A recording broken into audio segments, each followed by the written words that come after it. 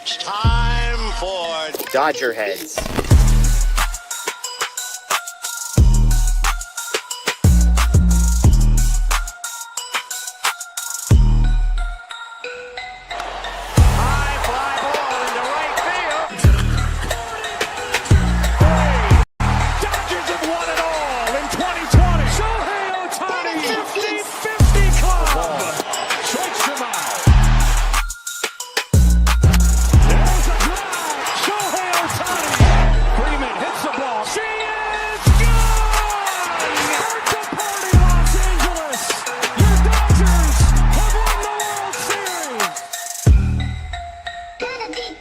What's up, Dodgers fans? Welcome into DodgerHeads Live, presented by DodgerBlue.com, part of the Medium Large Sports Network. My name is Jeff Spiegel, joined tonight by Anthony Witrado, here to talk about the up and to the right Dodgers. Shout out to the Mookie Betts fans out there. Shout out to the Max Muncy fans out there. Shout out to the Teoscar Hernández fans out there, because, Anthony, the Dodgers offense was not messing around tonight. No. Huge breakout game. Whole lot of positive stuff to talk about tonight. The part of the club that was really sort of feeling like an anchor for the momentum got it going tonight. And I'll say it, man, the guys who are getting going doesn't feel like a fluke. You know, you hope some of the guys, Mookie mainly, has found something and that there's life there.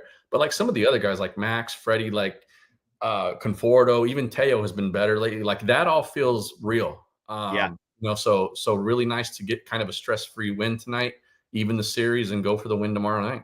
Yeah, Teoscar had that stretch against the Red Sox in a stadium that he's historically done well in, and then it felt like, okay, maybe was this just a fluke? Like maybe he just something about that place.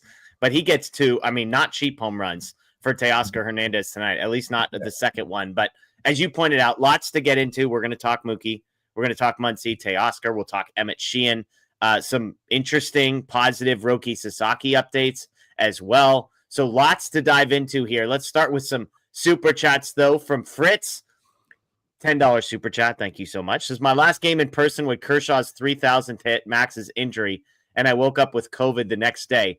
It's nice. Tonight is my first game back at the Ravine. Max is back. Betts is 2 bags.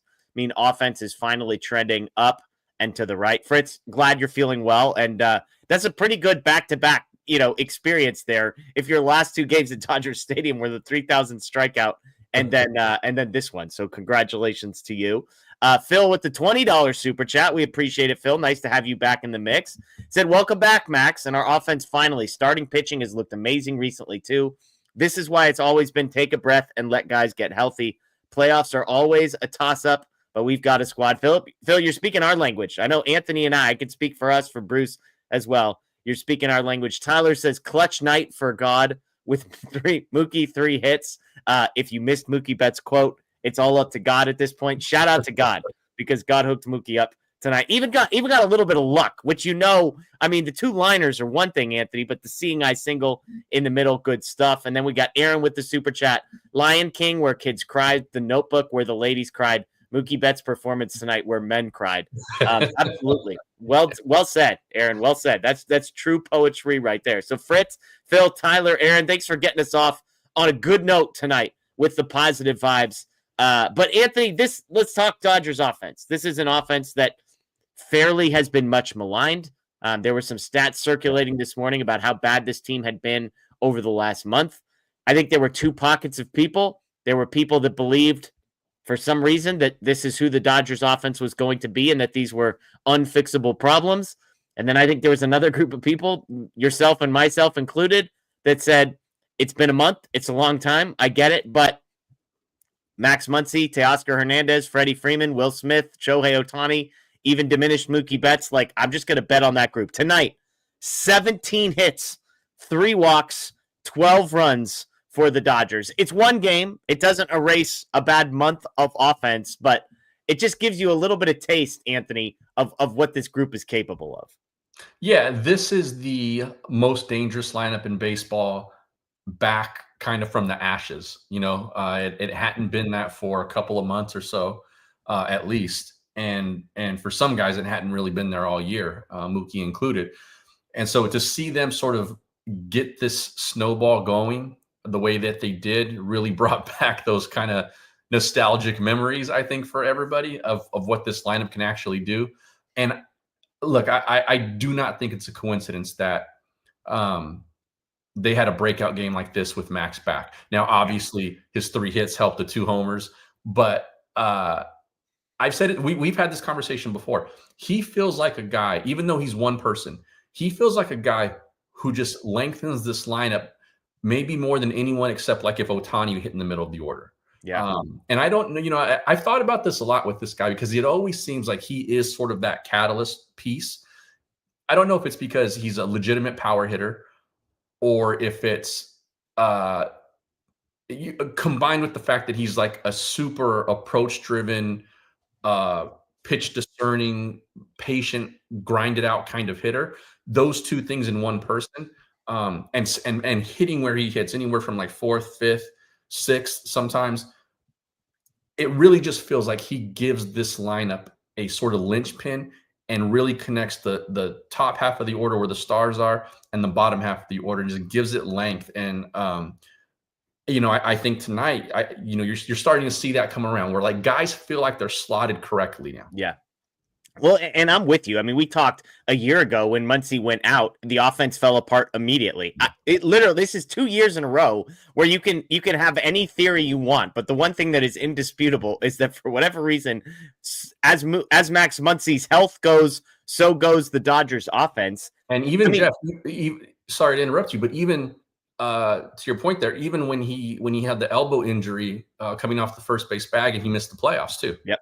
Yeah, it's true. I mean, is it like, I think that this isn't disrespectful to Max because this isn't what I believe, but is it just a numbers game? Like, is it going from 4 guys you trust to 5 guys? And somehow when you cross that threshold to having a 1 through 5 instead of just a 1 through 4 that you can trust? Like, is it as simple as a numbers game, Anthony?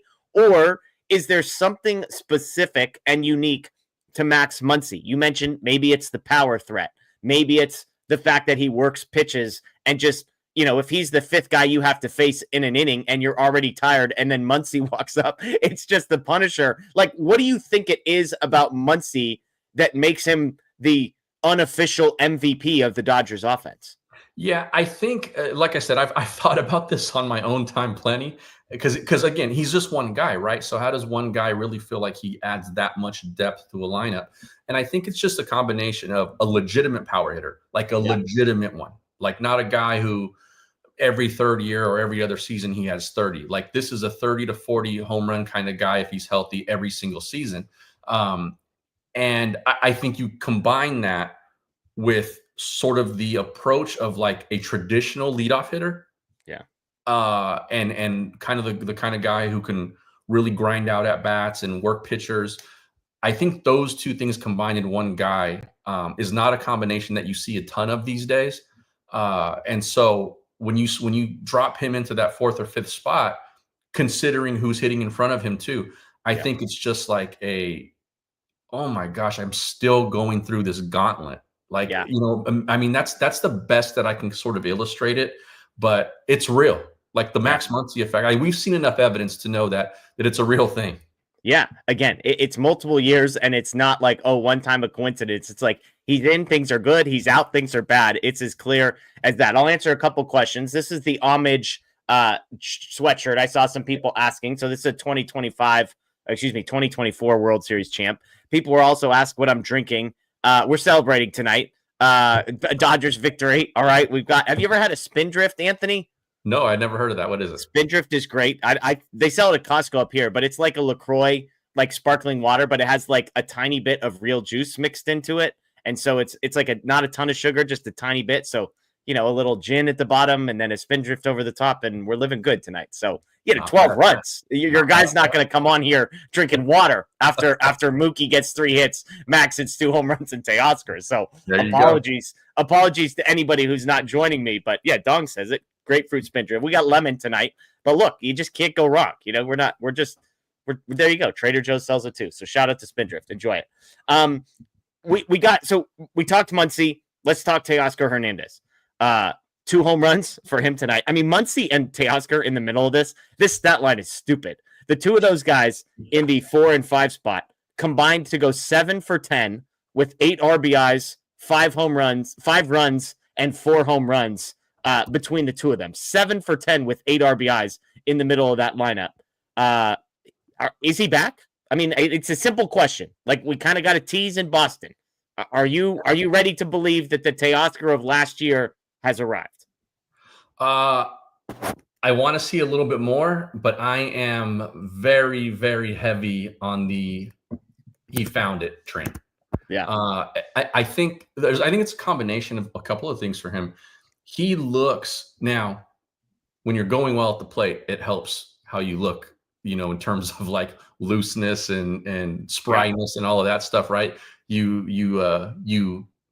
age in reverse 5 years when things are going well for you offensively. Yeah, but he does, and a lot of people have sort of made mention of this over the last few days.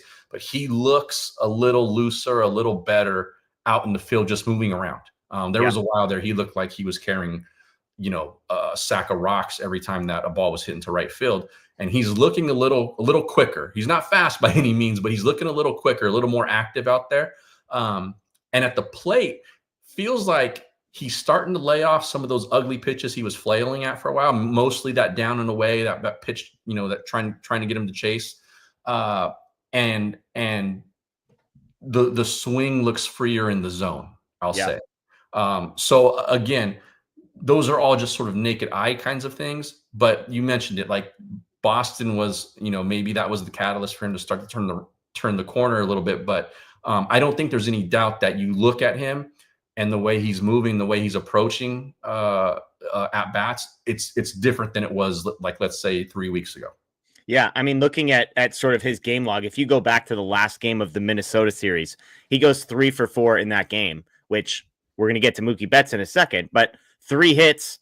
And we talked, so much of hitting is more mental than it is physical. It's just believing that things are actually going to pan out and walking up there with confidence. Since he got 3 hits in Minnesota over the last 41 plate appearances coming into tonight, we had a 290, 340, 500 slash line for Teoscar Hernandez, the 2 home runs he hit in Boston, a pair of doubles that he's had since then.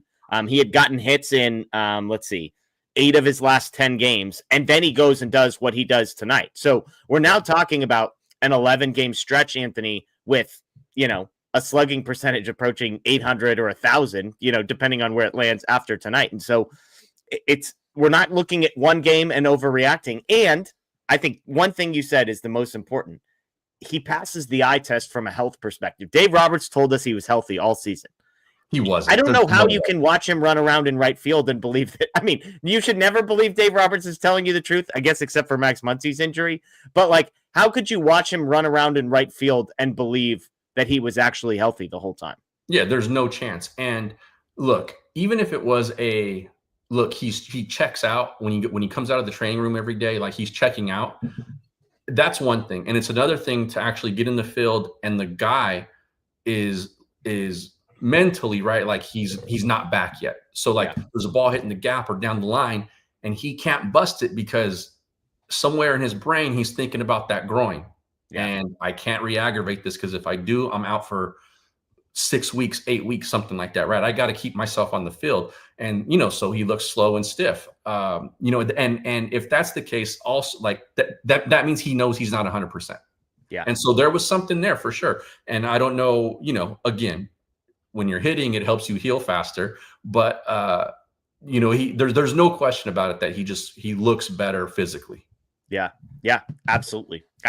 All right, let's get to some super chats here, and then we'll talk Mookie. Bacon Tree says, Max and Teo back. Mookie finally got some luck, but also hard hit balls. Shohei looks better. Freeland looks good. Roki, current velocity. Conforto. I mean, it's all positive here. Conforto, look, 0 for 4. Then he gets the RBI knock at the end. That's a 1 for 5 with an RBI at the end of the day. So my guy isn't getting buried completely tonight, although I'll be honest and say he has not looked good the last few days. Okay, ever since I sent out the good tweet about his last 32 days or whatever, my guy's like 0 for 10, but 1 for 5 with an RBI. We'll take it tonight. We're going to talk Roki velocity, so stay tuned there. 300 says, good win, great night for Teo and Mookie. Bullpen still doesn't make me feel warm and fuzzy. My view on the bullpen on a night like tonight, at least, Anthony, is kind of who cares. When you're up by 1 million, like whatever. Dreyer, I mean, Kasperius wasn't awesome. Diaz wasn't awesome. Who cares? Like, you're up by 1 million. These guys are being instructed to just throw the ball down the middle of the plate and don't walk anybody, basically. And so I'm not taking too much out of Kasperius, Bonda, Diaz, any of these guys that struggled tonight. That's my view, at least. Yeah, same here. This was more like, all right, let's just get everybody out of here healthy. That's what it was like after that last big inning. But the bullpen coming into this series has been dynamite. Yeah. It's been really good. So they were getting bullpen production. They were getting starting rotation production. It was the offense that was holding this team back. Yeah. A huge breakout game tonight. Hopefully this is, we don't expect them to score 12 every night, but hopefully they get back to what this lineup is supposed to be. Yeah. Carlos says, Dalton Rushing, is he a bust or is it too soon to tell? What are your thoughts? Rushing, he was the only player not named Freddie Freeman to get no hits tonight. He did walk, at least. Freddie Freeman did not reach at any point. So Rushing was 0 for 3 with a walk, 2 strikeouts. He's now hitting 186 with a 260 on base and a 256 slugging percentage. Is this a guy who got promoted too quickly? Is this a guy who has not been put in a position to succeed? Or is this just a rookie having normal rookie experiences? I think it's kind of a little bit of everything. I think that the Dodgers probably, if they had a more solid backup catcher option, and not, that doesn't count Fiducia. I think maybe they might have hesitated to bring him up when they did. I think part of it is adjusting to big league pitching. But the concerning part for me is not so much that he's struggling, but it's like that at-bats look uncompetitive a lot of the times, and the strikeout rate is just, it's so astronomical. Yeah. You hope that with this much playing time, because it's not like he's sitting for entire weeks at a time or whatever, right? Like, he's getting regular enough playing time where even if it's not completely coming around, he should have been able to adjust to like be able to put the ball in play a little bit more than he has. Yeah. I think they haven't. I would put most of my chips in the head. They have not put him in a position to succeed. Bucket. Yeah. You're just, guys are not going to come up, play twice a week, and be able to find the rhythm. I think, especially when you're in a slump. Like, when you're in a slump like he's in right now, you want to be able to just go out there every single day and play. And sorry for you, Dalton, but the best catcher in baseball is currently playing in front of you. And so I don't think he's been in a position to succeed. I'm with you. It has not looked as good as I thought it would. And I think I'll say this because our next question is about Alex Freeland. Cordena says, I know he didn't have a homer. I'm happy with Freeland. I do think part of what's making Rushing look bad is how good Alex Freeland has come up and looked. And yes, there's a little bit of seeing eye ground ball luck that Alex Freeland has benefited from. But it's worth pointing out that I'd have to go back and check myself on the tape. But I believe I and many people were saying that it was actually Alex Freeland that was kind of the most major league ready prospect that the Dodgers had from an offensive perspective, not the highest ceiling, but from a floor perspective. And so I think Freeland is the anomaly. I think Dalton Rushing is kind of having the more normal rookie experience. So that would be my sense. But what have you seen from Freeland that impresses you? Because he's now hitting 353 with a 421 on base percentage and a 353 slugging percentage in his career. 2 for 4 tonight with an RBI. Yeah. I think he has a really good approach. It feels like he doesn't try to do too much with the swing. It's pretty, it's compact by today's standards. And so I think that's helping him.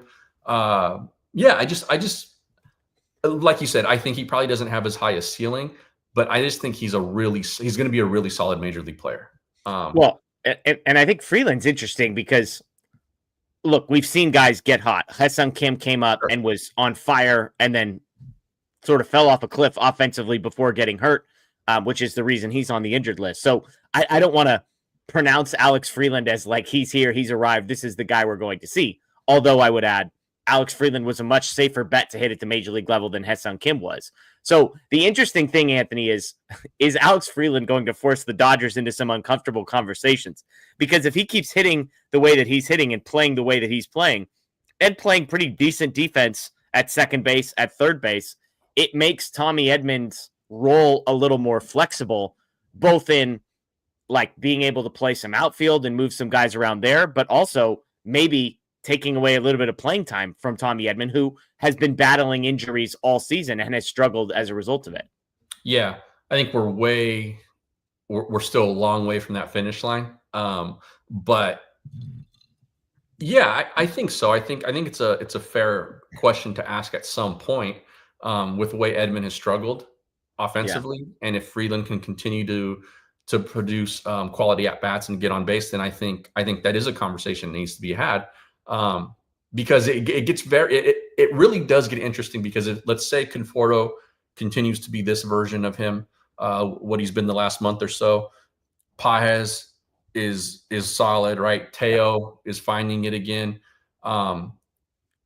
Then you're going to squeeze somebody out of the outfield if Edman goes out there, right? Yeah. And if you keep him in the infield, then it's a situation between him and Freeland of, where do we go with this? And then what do you do with Miggy Rowe, who's been good offensively? And that's probably an easier question, because you just don't want him playing every single day. So that question answers itself a little bit. But yeah, things get a little tricky. And then if Kim does come back and all these guys are there, then it does make for an interesting debate there.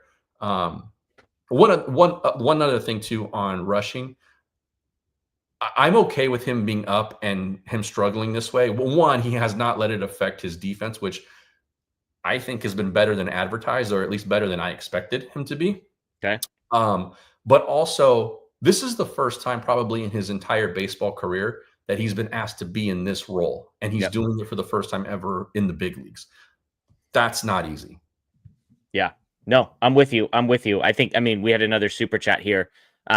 The sandwich is saying it's been a bit since rushing has shown a pulse at the plate. I would argue he has not really shown much of a pulse at any point in his big league career. It's not like we've seen a stretch and then he's cooled off. But again, I think I would just say to Dodgers fans that are starting to get nervous, pump the brakes on Dalton rushing. I don't think he's been put in a position to succeed. He has obviously not played well, and that's not entirely because of the situation he's played in. But I think it's a both and there for Dalton rushing. So something to keep an eye on, I guess, is what I would say.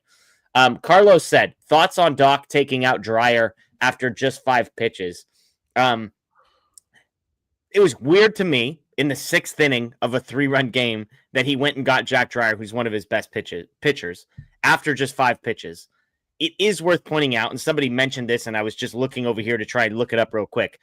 There were 3 balls put in play against Jack Dreyer, and those were hit 101, 96, and 104 miles an hour. So he was not fooling anybody with anything that he was throwing and was giving up loud contact. So I'm guessing that's what Dave Roberts saw, was like, holy smokes. At the same time, Anthony, 3 batters, 5 pitches. If Kasperius was up and ready to come into this game, that tells me this wasn't a decision that was made split second. Like, it almost feels like, hey, Dreyer's going to face these 3 guys, and if it gets to a 4th, it's Kasperius. So I don't know what to make of it just based on the timing of how quickly that decision had to have been made. Yeah, it was a little weird. My guess is that he just did not like the ball, like the way the ball was coming out of his hand, and was like, look, there's no way we can blow this game tonight. And so he managed it like there was urgency with a sense of urgency. Exactly. Yeah. So I kind of think that's all it was. Yeah. No major differences. That fastball velocity was exactly season average. Slider velocity was, right on. So just a bizarre thing there, but yeah, I agree. I was going to say the word urgency. It felt like, Dave, it's not panic. It can be panic if you want to paint it in a negative light, but in the 6th inning of a 3-run game to go get a guy who's probably been your second best relief pitcher behind Alex Vesia so far this season, I think it's urgency, and I guess ultimately he was rewarded. JP Jazzman says, is this why the Dodgers picked up Rortvedt? Rortvedt is the off the 40-man roster 3rd catcher that the Dodgers now have in their organization. So he's simply Hunter Fiducia replacement, break glass in case of emergency. And honestly, if there was an emergency, they might go somewhere else. There is a guy who recently got DFA'd who I suppose if they really desperately needed somebody, Austin Barnes is now a free agent again, in case anyone was wondering. Phil says, as to rushing, he was a top prospect for a reason, because he had produced in the minors. This is baseball. He isn't playing every day. Give him time. Just as we said, the offense would turn it around. Absolutely. Just patience. And look, if any team has given you reason to be patient, isn't it the Dodgers over the last 2 years? Think about every single guy that has been thrown overboard only to be reeled back in with a life vest because they showed signs of life, 2 weeks or 2 months later. Max Muncy, of course, the latest example. But let's talk Mookie Betts, because he's, I think, the number one talking point of the game that we just watched. Yes, Muncy hit 2 home runs, and yes, Hernandez hit 2 home runs, but Mookie Betts was 3 for 4, snapping an 0 for 22 stretch that extended into his first at bat of this game when he grounded out. It was the first time in his career, Anthony, he had gone hitless in 5 consecutive games. 0 for 21 coming in, 0 for 1 to start the game. But then he leads off the third inning with a rope down the left field line. Follows that up by another hard hit ball and then a seeing eye single as well. So it's 3 hits for Mookie Betts, and there was some exit velocity that he had. The single that he had in the 5th inning was 101 miles an hour. The double that he had down the line was 98 miles an hour. Even the ground out in the first was a 98 mile an hour ground out. No chance of being a hit, but he hit it hard. So is there something you saw from Mookie Betts tonight that makes you believe there's a new version of Mookie Betts coming? Not really. Honestly, not really. And I kind of went back after he got the second hit. I went back and I watched the first one, and then I watched the second one again. And I said there was a little back and forth on Twitter about, has his bat path flattened out a little bit. It like on the double, it was flatter, but I think that was a result of the pitch location. He kind of took an outside pitch and turned it around. Yeah. So I didn't buy anything into that. But there's no doubt that he's been working. I think you see the reaction in the dugout when he especially after and in the bullpen, especially after that second hit. That's the reaction of a bunch of teammates and a bunch of guys who know how hard that guy has been working and not getting results. That's what that was. And then Mookie's reaction after the double.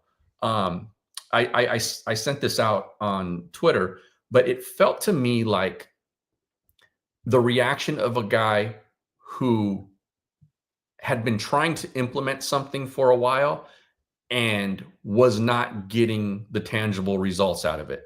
And tonight it finally happened. And that was sort of the reaction that we got. I thought, like, this wasn't just like, he said, it's up to God now, or whatever the quote was. And it was just sort of like, I think some fans took that as he's throwing up his hands. He's not even trying anymore. He's just going to go out there and see what happens. Those reactions say the opposite, right? Like, I think the God comment was just him being exasperated with having to answer about how bad he's been for most of the season. Yeah. And those hits tonight were like, finally, everything I've been trying to do has a payoff. And he sees it now. And maybe, he might go 0 for his next 8. But I would find that I would bet against that, because I think that confidence in baseball is a weird thing, man. It just takes one swing, and it feels like that light bulb went off for him tonight, just based on not so much the result, but like the reaction for him and for everybody else in the Dodger uniform tonight was like, that's what we've been looking for. There it is. He found it. Like, it was something like that. You know what I mean? Like, it was cool to see. The big one for me is I need a hit for Mookie Betts tomorrow night. Like, it needs to, because I feel like that's the cementing of even the mental thing. Like, if it's immediately followed up by an 0 for 3 or an 0 for 4, then it's like in the K. Yeah, exactly. So it's like, okay, just get me one line drive tomorrow and let it find grass somewhere, so that this can be the building. I just talked about Teoscar Hernandez. He went 3 for 4 11 games ago, and then has been on a run ever since. Like, that's what we need for Mookie Betts. Even Michael Conforto. It's like, a good week turns into a good month, and then all of a sudden things are trending in the right direction. And so I'm with you. I'm not ready to declare, hey, Mookie is back, like any of that. It's one game, but I will say two of the 3 were not fluky. And the third one, yes, a luck off the bounce of the glove of the pitcher, but it's like, He also got unlucky last night when Lars Nootbaar makes an insane catch down the right field line. So these things tend to even themselves out. I see our guy Scott in the chat, 50 truthers, we rise. There are some people on the show who are not celebrating the Mookie Betts victory. Those people are not on screen right now. But for a guy, I'm with you. Like, I don't know how, regardless of how you feel about Mookie Betts' like offensive profile in 2025, how could you not see that ball roll into the corner in left field and see the bullpen? Every single dude jump out of their seats, come to the wall because they wanted to dance and look at Mookie Betts and see him dance. Like, how could you watch that and be anything but rooting for this guy to succeed? It is beyond me. You know what's interesting about that too is a good clubhouse culture, right? Everybody gets along for the most part. Everybody's cool. But like the nature of clubhouses are relievers typically don't have a whole ton of interaction with the position players. It's just by nature of the work that they do pregame, they don't sit in the dugout, like all of that stuff. And not to say that they're not friends and they're not cool and all that. Obviously they're on the same team, but and take the same flights and buses and all that. But for the bullpen, a group that's sort of a little bit separated naturally from the rest of the team, to celebrate him in that way, that's, like I said, that's what told me that everyone knows how hard this guy has been working to try to break out of this funk. And hopefully tonight it is. You talked about the little dribbler that he got for a hit. To me, the more impressive at bat, maybe the most impressive bat of the night for him was the walk. Yeah. Because I thought, had that been his first at bat of the night and those were the same pitches he was seeing, might have had a different result.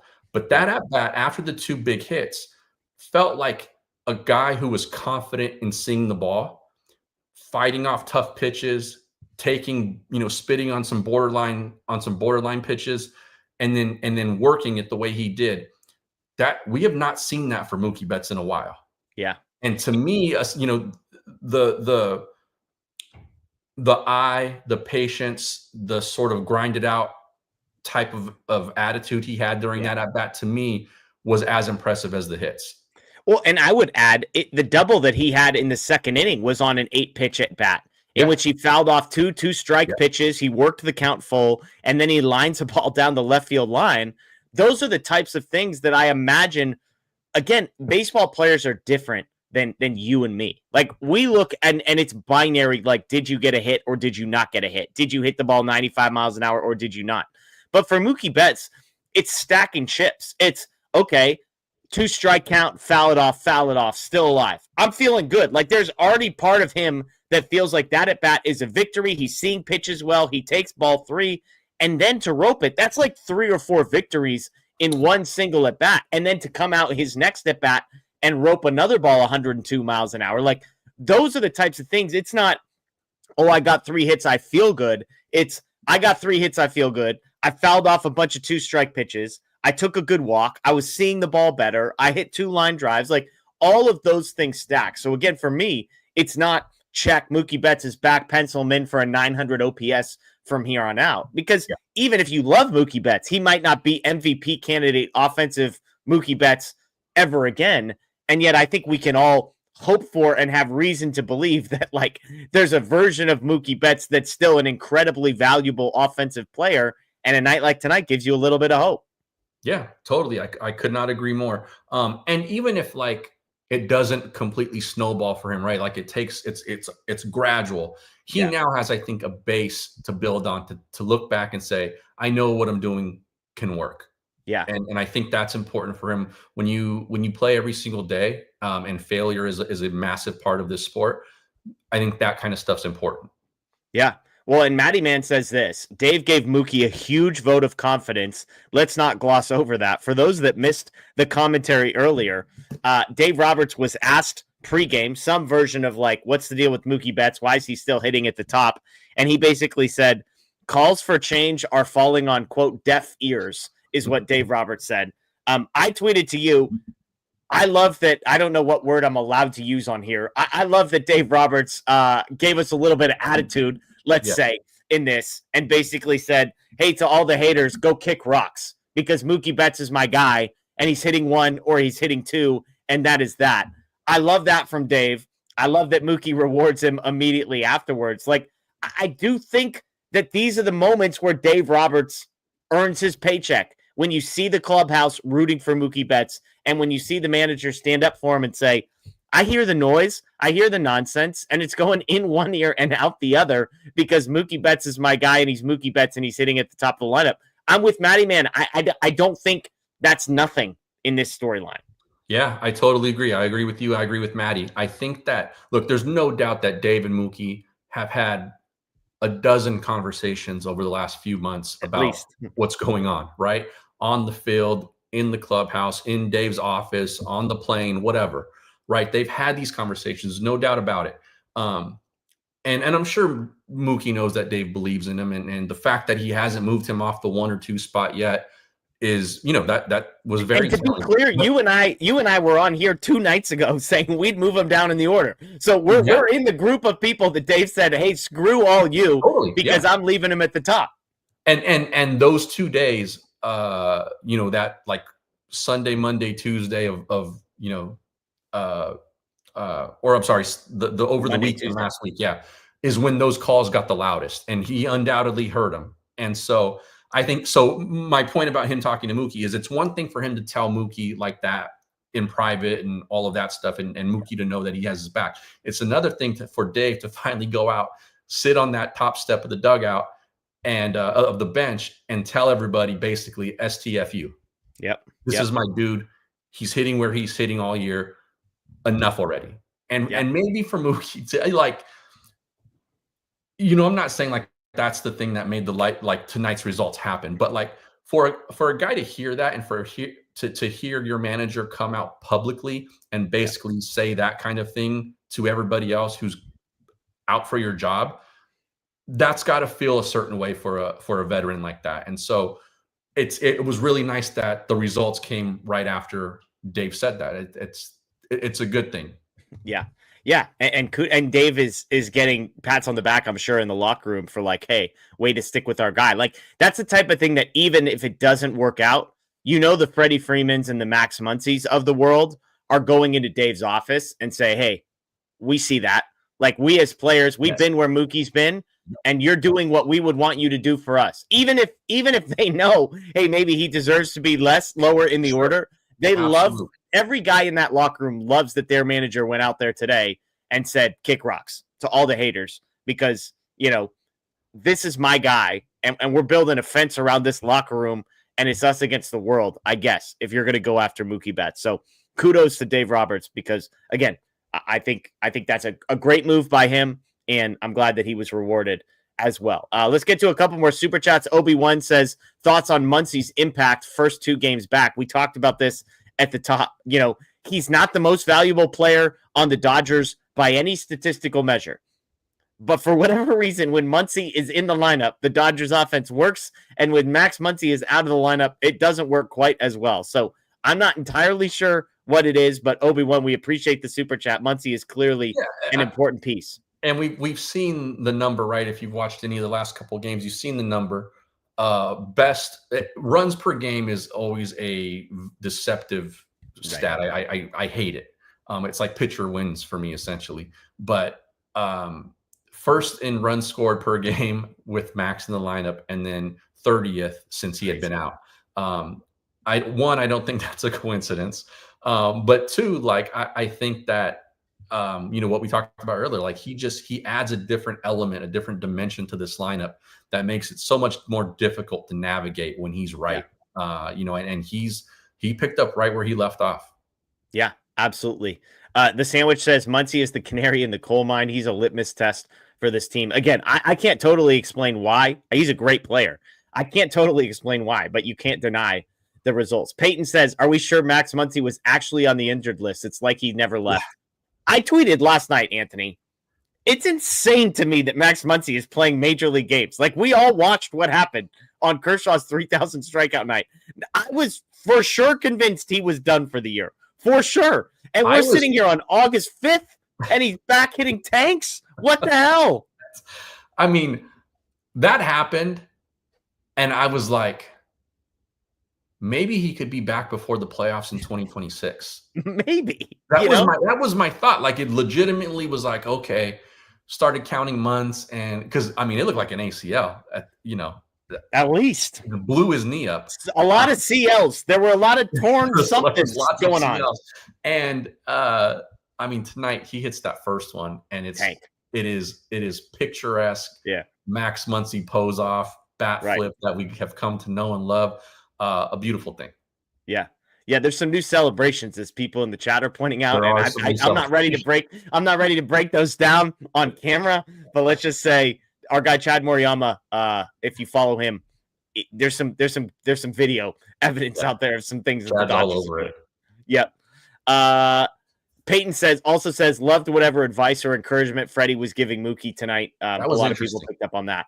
Yeah, what'd you think about that, Jeff? That was interesting to me. I didn't see it after the first one, I think it was, or maybe I was after the double. But I think Steven called it out on the broadcast and said, like, hey, they were kind of talking back and forth there. And then I think you saw it after Mookie's walk as well. They were kind of standing around the batter's box. Yeah, and they had kind of a long conversation for the moment. But what'd you think there? Look, if Freddie's a guy I'd listen to. I mean, like, if there's anybody, you know what I'm saying? Like, the thing is there's great hitters who go up there and you're like, is there a plan here? Like, Ohtani is obviously an incredible hitter. Maybe the second best hitter in Major League Baseball besides Aaron Judge. There's something about the way Freddie Freeman approaches the game that it just feels like mentally he's operating on a level. It's like Clayton Kershaw, the pitcher. Clayton Kershaw is not the best pitcher in Major League Baseball because the stuff isn't there. And yet, from a mental perspective, the way that Kershaw approaches pitching, it feels like Freddie Freeman approaches hitting in that way. He can think his way to singles, and he understands things. And so if there's anybody that Mookie Betts should be listening to, and I would love for him to have in his ear, it's Freddie Freeman. That's probably calming him down, that's probably giving him encouragement and giving him freaking incredible advice. And so, again, it's not that Freddie Freeman's the best hitter in the world, but just the way he approaches hitting feels like that's the guy I would want anybody listening to. Yeah, and a couple things. Like, those two have become incredibly close since Freddie got to the Dodgers. I think everybody knows that. And also, like, that guy just got out of an extended slump too. Yeah, he's been there. And he's fresh off of it. And there, you think those two didn't share time in the indoor cage together? Hours and hours over the course of both of their slumps when they overlapped there. So they both know the work that each other's put in. And I thought that I was glad Steven called it out the first time because we didn't see that. And then that second conversation they had after Mookie's walk was, I mean, they're clearly talking shop there, and that they're feeling good about something. Yeah. Speaking of Steven, by the way, I know he watches our show from time to time. I heard he's talking crap about my Gatorade rankings. That's what I've heard. I got a source at the stadium that says Steven was talking crap about my Gatorade rankings. So, Steven, if you're watching this, we still haven't heard yours. So it's easy to throw stones at my rankings when the Wi-Fi cut out right before you revealed yours. So if you've got like White Cherry at number 1 or something, buddy, that's all I'm saying. Couple of people in the chat real quick, Anthony, and I joked I was on the Blue Review on ESPN 710 LA, the YouTube channel with Greg Bergman, Marcus Grant, Parker Bell, and those guys this morning. I joked, I said Miles Michaelis, it's a get right game. Like, this is the guy. This is the guy you want on the mound. He's given up 5 runs, I think, every single time he's faced. This is 3 consecutive starts. He's allowed 5 earned runs against the Dodgers. So that's a good. I mean, is there any part of you, as the haters would say, glaze Mookie Betts and glaze Max Muncy and glaze Teoscar Hernandez? Is there any part of this is like maybe Miles Michaelis just stinks at pitching? Is there any part of you? Yes, that's part of it.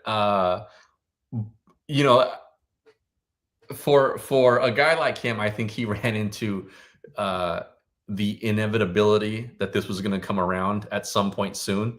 And when you're the kind of pitcher he is, facing a pretty healthy now offensive lineup for the most part, this can happen, and it happened. Yeah, exactly. Look, it might be that Miles Michaelis stinks, but again, I just say to all the people that are doing the yeah, but like it's okay to be happy. Like you're a Dodgers fan.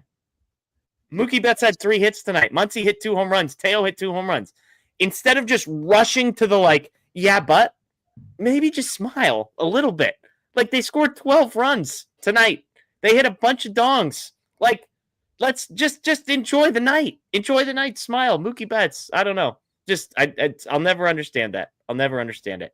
Let's talk pitching real quick, Anthony, and then we'll go to Roki Sasaki. Emmett Sheehan, the official score hooked him up. 5 innings, 4 hits, 2 runs, none of them earned, 5 strikeouts. There was a ground ball hit to Max Muncy that was hit very hard to his backhand. I thought Max should have made the play. I think it was an error. Yeah, it was an error. Sheehan ends up giving up a 2-run home run to tie the game at 2, but he finishes with no earned runs because had Muncy made the play, he would have been out of the inning. But what did you see overall from Emmett Sheehan and kind of how you feel about him? He technically is not guaranteed a spot in the rotation, it sounds like, from the Dodgers' perspective, because I guess we're still doing I don't know, maybe we're doing a 6-man rotation, maybe we're not thing. I thought he looked good. I thought he looked mostly good. Thought he struggled a little bit with command at sometimes. But he wasn't like super wild. I thought he was still sort of around the zone. He just, I thought maybe he was nibbling a little bit. But no, I thought he looked good. The ball by Muncy probably should have been a play that he makes. So I was okay with the error there. And then he comes out of it with no earned runs. One thing that his season high pitch total is 80 right now. And I'm just kind of wondering when they stretch him, because I would have really liked to see him get one more inning out of that. Yeah. I think he left right maybe just shy of 80 or right at 80, right around there. And I thought he might have had a 6th inning in him.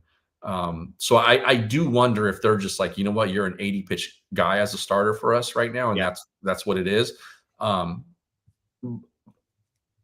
But I would like to see him get stretched out a little more, especially considering what the bullpen looks like in terms of like health and options. Yeah. I was going to look up. I mean, obviously Sheehan is recovering from an injury himself. He did not throw a single inning in 2024. So I'm sure they're navigating that a little bit. I'm trying to see I'm curious what his career high in innings. Okay. So 2022, 2022, he threw 68 innings. 2023 through 63 innings. 2025, he's already up to.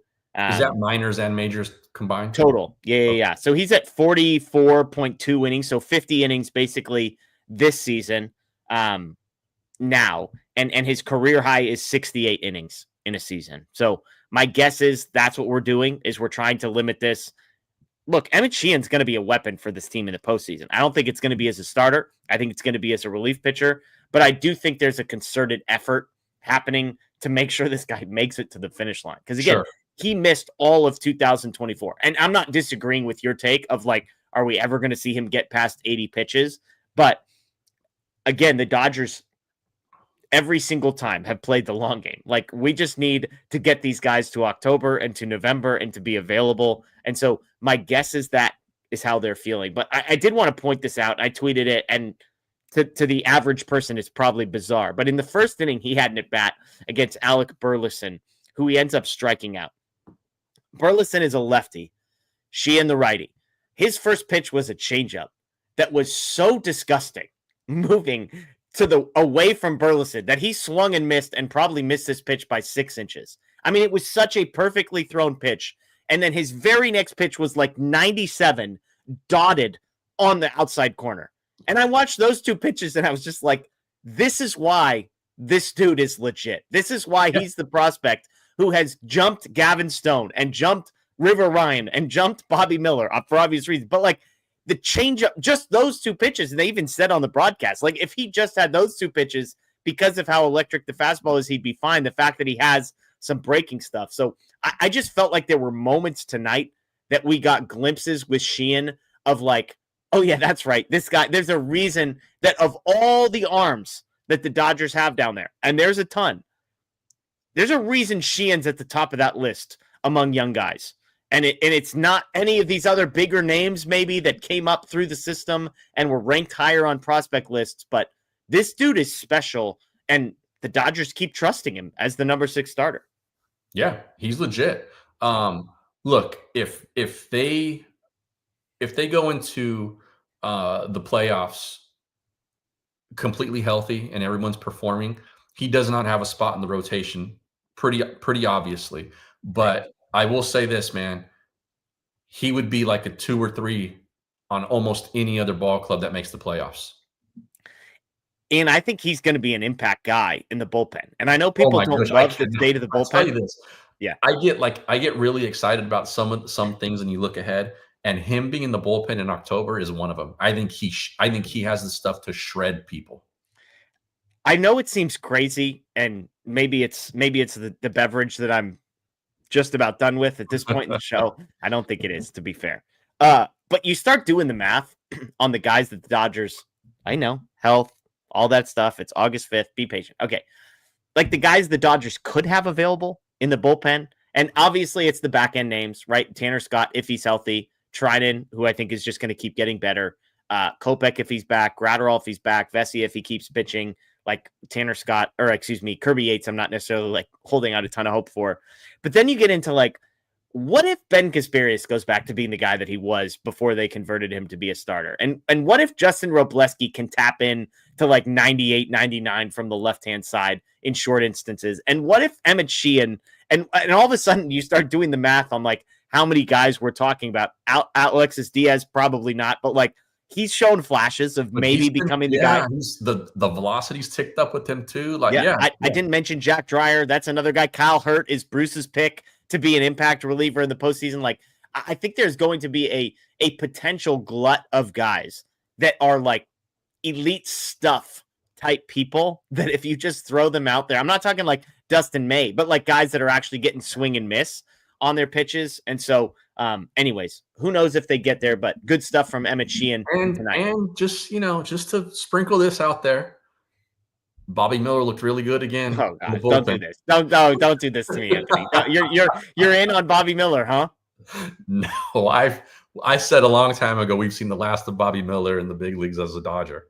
Okay, so you're not even a little bit out. You're all the way out. I did notice, let me see if I could pull up the game log here. I did notice that his first relief appearance was not good. An inning and an earned run. Since then, Anthony, 3 appearances, 4 innings, no hits allowed, 1 walk allowed, 2 strikeouts. So I mean, it's just three scoreless appearances for Bobby Miller. I just, and it's touching 99. What's that? And it's touching 99. I said maybe it's just the mental cue.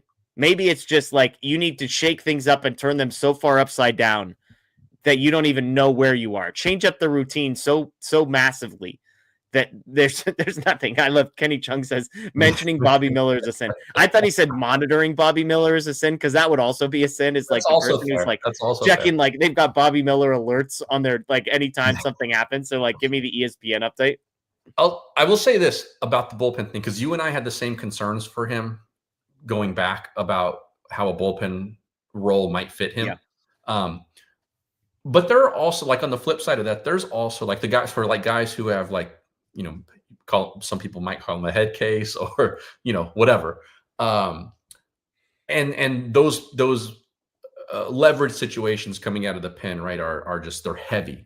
And, you would think that a guy like that sometimes might not fare well in those situations. But I think there's also something to being a reliever too, where like, especially if you're like a converted from a starter, where you go, you know what, I can just turn my brain off and go let it fly.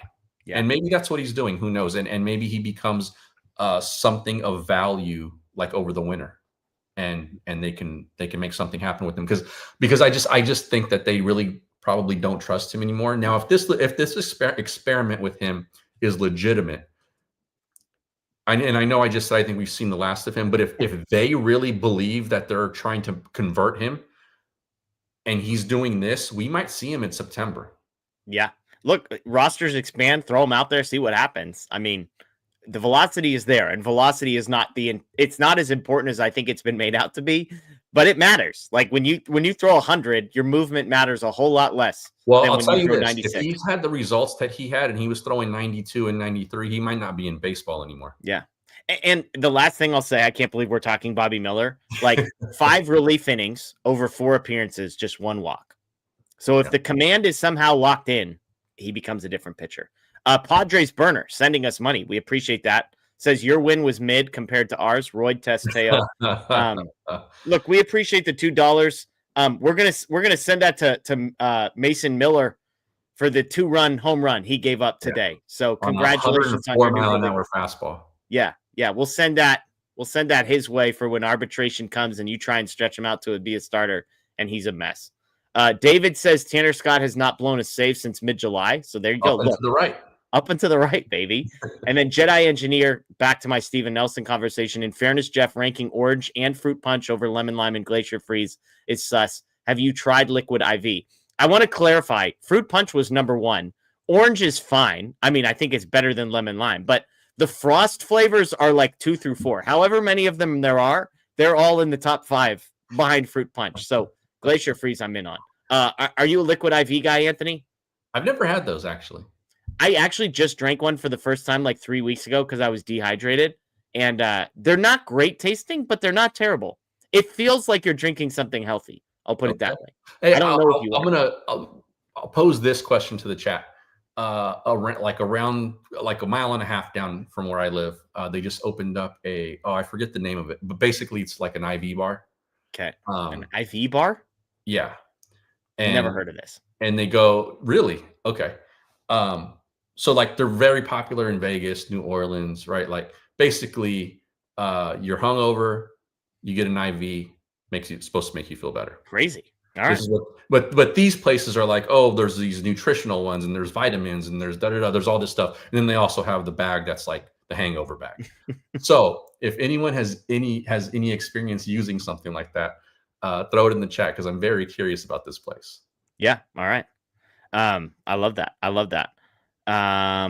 Let's see. Okay, let's talk. Yeah, I remember the oxygen bars I would see in Vegas, and my brother, who was like a science guy, would every time he would just walk by and he's like, that is the biggest scam in the world right there. These people that like think they're somehow getting extra oxygen to their brains. So anyways, yeah, somebody says IVs are expensive. That's what I've been told. Okay, let's talk Roki Sasaki because we did get an encouraging Roki Sasaki injury update prior to the game. Shout out to our crew at Dodger Blue who was there getting these updates. But we learned a few things, Anthony, from the chat, from the interviews and from the press conference. Dave Roberts and Roki Sasaki speaking. He threw another bullpen today. He's going to throw a 3-inning live live batting practice on Friday. They are planning on stretching him out as a starter. Let's start there. The first piece of news we got is that Roki Sasaki is not being built up to be a reliever. He is built up to being a starter. Your thoughts on that? Good. It probably means that we've essentially seen the last of any like real meaningful innings he'll probably pitch unless he gets back in September and gets a few starts or something like that. But good. I mean, that's obviously where his future's at. That's why everybody's so high on him. But it was very interesting flirting with the idea of if he's healthy, what he might look like in the bullpen come the playoffs. Yeah. Dave said, again, they're planning on stretching him out. Roberts did leave the door open that there's a potential relief role in October if needed.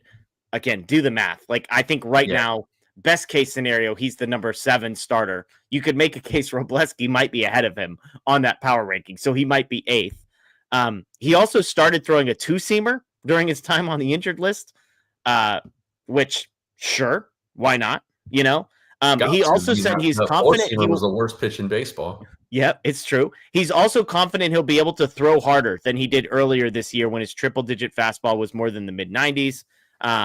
So, again, he's working on a 2-seamer to limit hard contact, but believes he's also going to throw harder.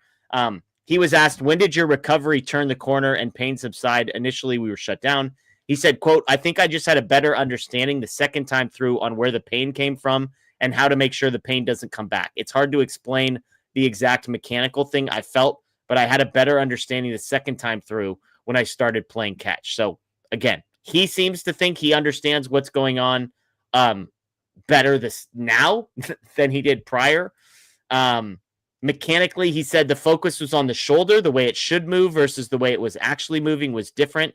So something I had to really make sure how it was actually moving, matching how it should. It's not 100% right now in terms of mechanics, but it's headed in the right direction. And that's when he went on to say he thinks he's in a better position to get his velocity back. So again, whether you believe any of this, I guess, is question number one. But regardless, this is better than, yeah, I don't know, it hurts, and like I'm throwing slowly.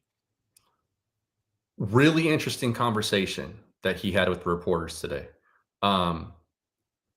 As he broke down sort of, and I know he didn't do it well just because it seems like it's a tough thing to explain, but being able to at least identify the problem, the source of the problem, and figure out a fix for it is encouraging. Yeah.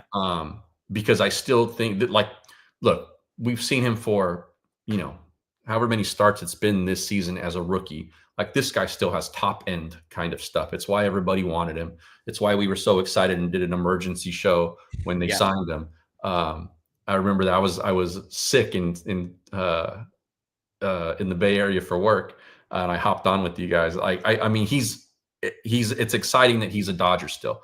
And if they can figure this out, then I think he is absolutely in line to break back into the rotation next year. I mean, and that's going to be hard to do. Like, there's a ton of arms.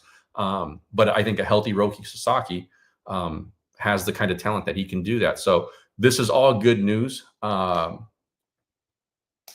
very interested to see him throw again, like where we can actually see it, because I want to see what's changed in that delivery. Yeah, absolutely. And I'm not the guy that's going to be able to tell, but I think velocity is going to be the big thing. This is a guy we kept hearing about. He throws 100 miles an hour. He came over here and he was like touching upper 90s, but kind of sitting mid 90s. So if he's able to tap into consistent upper 90s velocity with a two-seamer instead of a four-seamer, yeah, then again, a two-seamer is not meant to get swing and miss, but the four-seamer was one of the worst pitches in baseball. And the two-seamer is designed to just get off the barrel. This was the Dustin May pitch. It wasn't designed to get guys whiffing.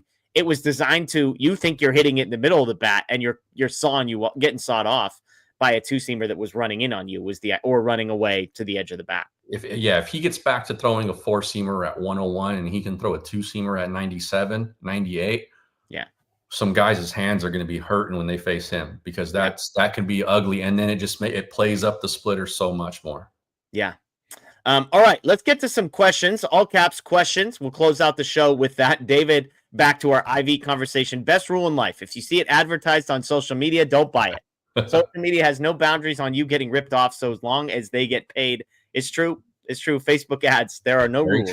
Very true. Now, I did not see this on social media. I saw this driving to the grocery store. Well, and Phil says IV bags work. It's what they give hammered people at hospitals. Had a buddy pass out on the river, taken to the hospital, got an IV, and then party harder than anybody. So I don't know if they're giving him hospital grade IV stuff, but there's not really medicine in there. It's literally just fluid. So the idea that there's enough people that need IVs to make a storefront out of it is insane to me. But I'm surprised you haven't heard of it. I mean, I wasn't surprised that it was a store that had popped up in that little strip mall. I was like, oh, that's new. Hadn't seen that before. But I've seen them in a bunch of other places, and in bigger cities, you can even get them you say you're in Vegas, you can be like, hey, I need you to come to the hotel, and there's mobile services.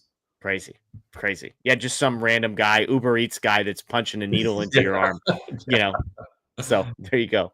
Ederico asks, do you think Milwaukee's the real deal? I believe The Athletic has them ranked the #1 team in Major League Baseball. They're atop of the NL standings. So we'll start there. Do you think Milwaukee's the real deal? I think their pitching's the real deal. I feel like it's kind of like bubblegum and string with the offense right now. I don't know how sustainable that is when you get consistently really good front end kind of starting pitching facing you, but their pitching is legit. Yeah. I'm with you. I don't think they're better than the Dodgers. They're probably not even better than the Padres, but the record is legit. And, top two records in the National League get a bye. That's what the Dodgers need to be fighting for at the moment. Does Alex Freeland get a shot to play in October? What do you think? Do you think Alex Freeland's taking meaningful at bats for the Dodgers in October? If he sustains, I mean, it's been 4 or 5 games or whatever it is, right? Yeah. Like if he can sustain being productive offensively, absolutely. Yeah. I think let's say everybody gets healthy. I think he probably takes Kim's spot. And Edman's interesting. I think I'm going to say yes to the question. How much he plays, I'm not sure. Because I think a lot of that depends on what Tommy Edman brings if he gets healthy. Yeah. Okay, we got a couple more here. I love this one. Dr. DJ said, "Do they have IVs at Costco?" So I don't know. Not yet. I don't think. Okay. Nomo Derek asks, if the playoffs started today, would you prefer Kim or Freeland as the starting second baseman if Kiké is not back in time? Dave Roberts saying that there is no guarantee that Kiké comes back this season, given his elbow injury. That does not sound promising. Again, Dave is usually lying to us in the direction of optimism, not pessimism. I'm with you. To me, I would take Freeland over Kim based on the sample size. Now, what's the role, I would ask? Because if your plan is never to play Freeland, then give me Ha-Seong Kim as a pinch runner, because I think he can provide value in that direction. But I have a sense that Alex Freeland is going to be a valuable player offensively, who's going to be able to hold down second base at a level that can be tolerated. So as far as an overall player, I think Freeland is definitely more valuable. But if Dave Roberts told me, hey, here's the deal, Tommy Edman's going to play every single day, and Conforto's going to play every single day, maybe Alex Call gets a start out there, and then I'm like, okay, well then give me Ha-Seong Kim, because I'll just take my chances with the speed. That's how I would answer that. Yeah, and Kim's a solid defender at his position too, so I think that part evens out. Again, it's been 5 games. Let's give this a little more time, because after 5 games or whatever with Kim, we would have been like, yep, give me him over Freeland. Yeah. So let's see where we're at come mid-September, and then I think we can have a more informed discussion. But I'm with you. If you're not going to use him at least half the time, then I do like what Kim gives you in terms of pinch running off the bench and a defensive replacement and stuff like that. The one thing that's nice about Freeland is that he can play 3 infield positions, which I think Kim is probably just kind of stuck up the middle, and if they really wanted to put him in center field there. So I do like that. But again, with everybody healthy, I think one of those 2 guys is squeezed. Yeah. Another similar question.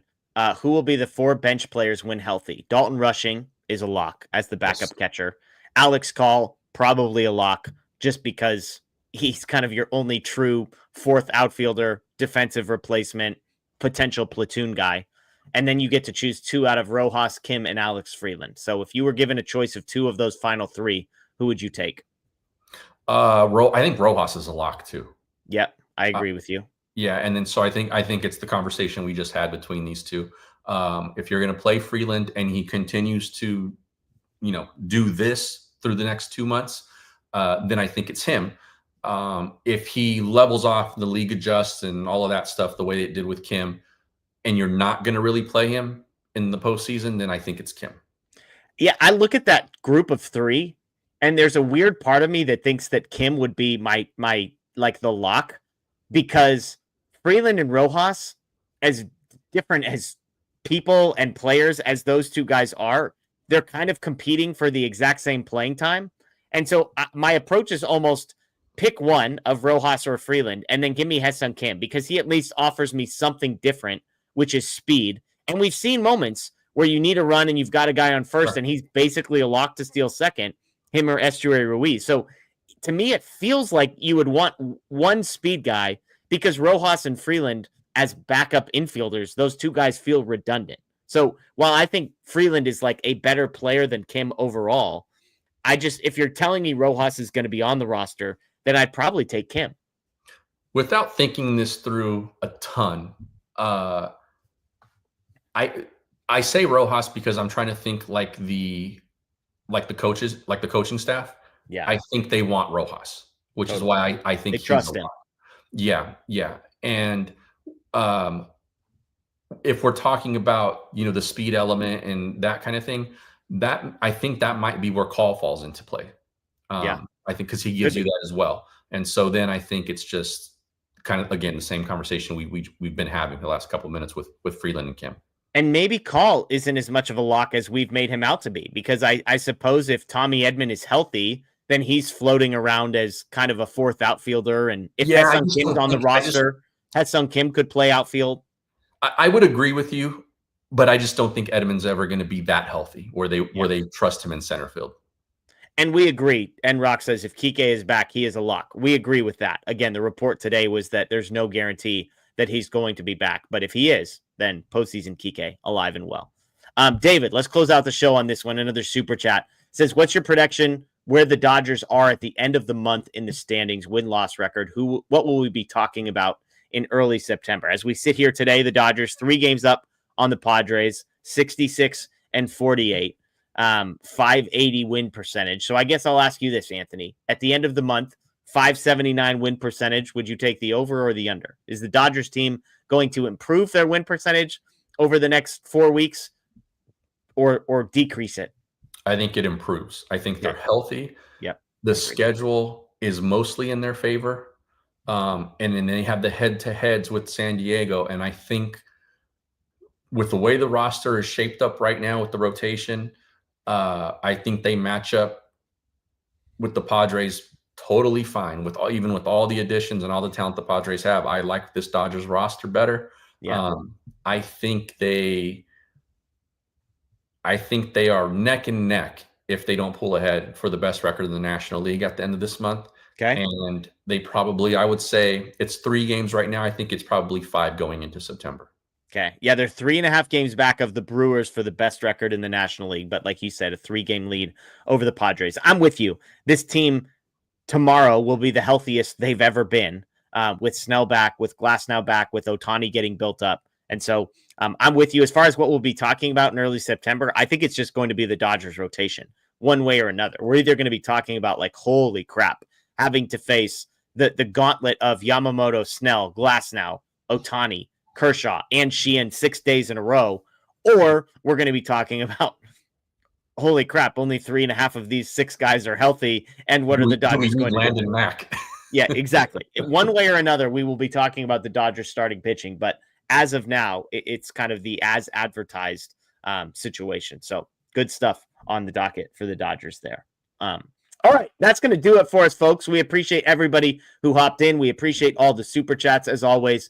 Thank you to all the folks joining via podcast, Apple, Spotify, and Google, the DodgerHeads podcast. If you are not a podcast person, or if you have not checked out our podcast, Apple, Spotify, Google, go ahead, rate, review, subscribe. We'd greatly appreciate that. If you're new to the YouTube channel, please subscribe. We are so close. We're like 150 people, 200 people from 90,000 subscribers. So help us get there. We'd greatly appreciate that. As always, check out DodgerBlue.com and then stay right here on the YouTube page because we got all the post-game content, interviews, press conferences, all of that. Dodgers win tonight, 12 runs on the board, 4 home runs from Teoscar Hernández and Max Muncy combined. Mookie Betts, 0 for 22 stretch, broken with 3 hits, including 2 pretty solid line drives and a double for Mookie Betts. So all this, we'll see if they can keep things on the rails tomorrow. Ohtani on the mound for the Dodgers. It's a weird day game. I believe it's like 1:10 tomorrow, if I'm not mistaken. So I don't fully understand why it's a day game, other than I guess St. Louis needs to get out of town. But